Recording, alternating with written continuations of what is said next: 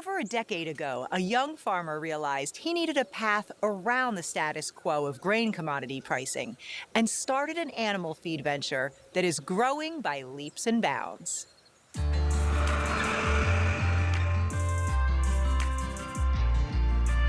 Ten years ago, when we first visited Western Maryland's Ernst Grain and Livestock, we met Josh Ernst and his younger brother Micah, who had their hands full. So we're bagging broiler feed. This is probably the feed that I sell the most.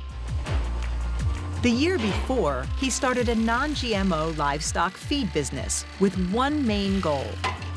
After I graduated college, I was part-time off the farm, and I wanted to be able to be here full-time on the farm. I kind of made a website and made a Facebook page and started the GMO-free feed thing, and it just kind of took off because there's pretty big demand for it, especially being close enough to the metropolitan area. The Ernst family had generations of experience making their own feed. It's our goal to produce a feed that we would feed to our animals. And usually my customers are very happy with the performance that they're getting, and that's because we're selling them something that we would use ourselves.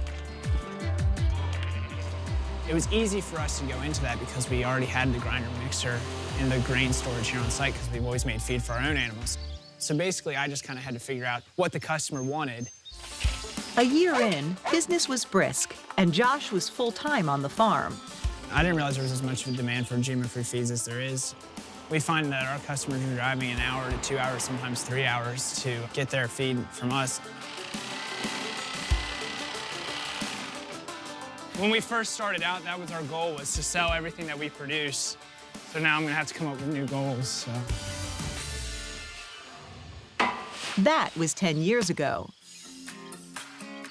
Today, we're back at Ernst Grain and Livestock to see if Josh's goals have come to harvest. Yep, this is the same bagging area from 2016. 10 years ago, this was all gravel floors. Since 2016, a lot of concrete's been poured. I remember that year after we poured concrete and started using the whole building. We actually put doors on the building. It was just an open shed. We could actually have forklifts to move our pallets around. That's a huge upgrade, so I no longer have to stack all the bags.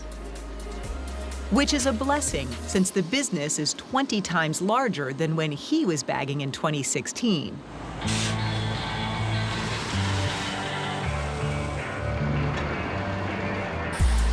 The process of making feed here is relatively the same, right? We grow the grain, we store it in the bins, we mill it,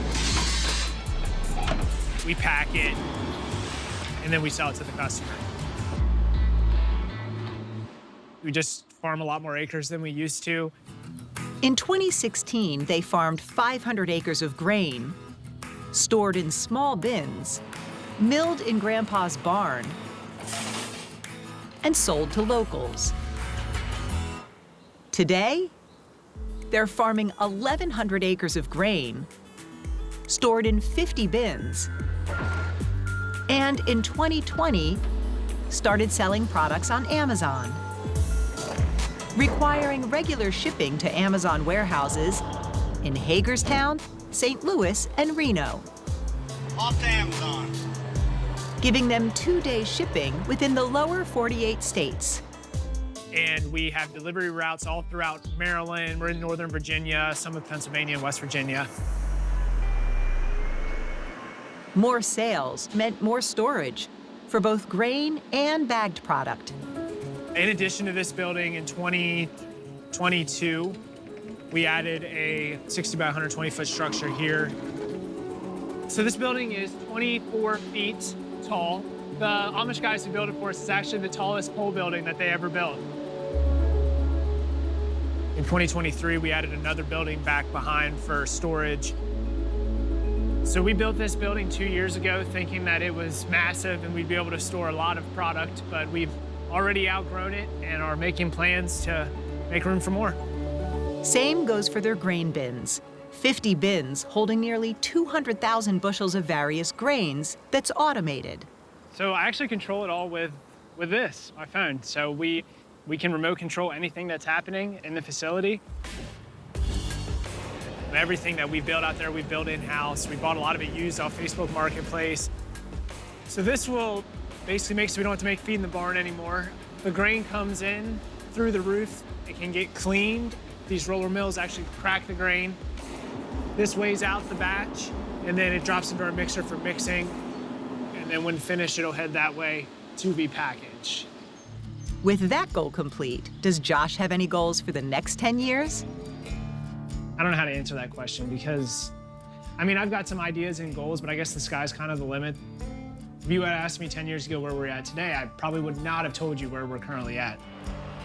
Luckily, we did ask Josh that question 10 years ago. And it holds true for the next 10.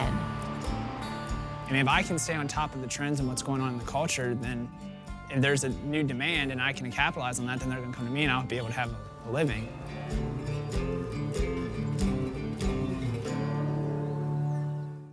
To learn more about our show and watch full episodes, check out mpt.org/farm or just click the link in the description.